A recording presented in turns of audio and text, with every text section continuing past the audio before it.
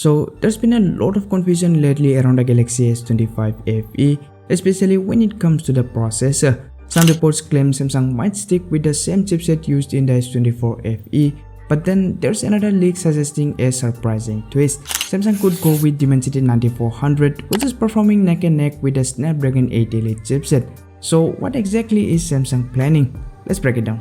So recently we heard that Samsung might switch to a Dimensity chipset for the Galaxy S25 FE, mainly due to production issues with the Exynos chipset. But now things are looking clearer. Geekbench results are in and they confirm the use of an Exynos chipset. What's interesting here is the presence of the Eclipse 940 GPU, and the scores are slightly better than what we saw with the S24 FE. A leaker claims this is the full-fledged Exynos 2400, not a lower E variant that could explain the performance bump. Now you might be thinking, why does this even matter? It's still Exynos, right? Well, performance-wise the S24 FE wasn't bad at all, but when it comes to battery life, it did lag behind the flagship S24. Even with a larger battery, that tells us a lot about efficiency. So with the S25 FE, we can expect better battery life and possibly improved camera processing as well.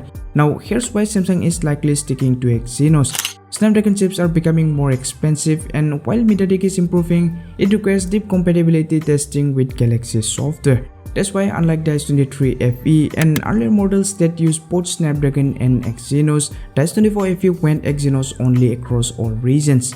And it looks like Samsung's continuing that strategy with the S25 FE, which also plays a huge role in keeping the price down.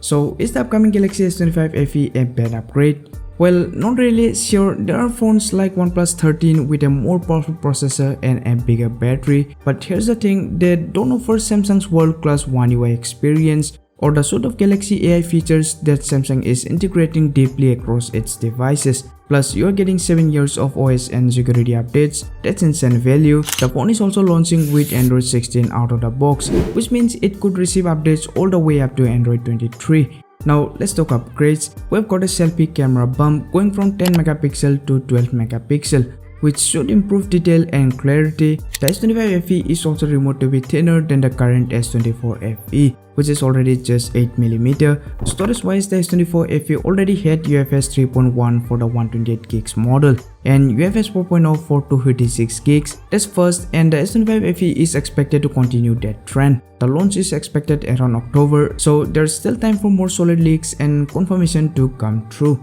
So yeah, if you're looking for a well-balanced phone with long-term software support and that signature Samsung polish, the S25 FE is shaping up to be a smart pick.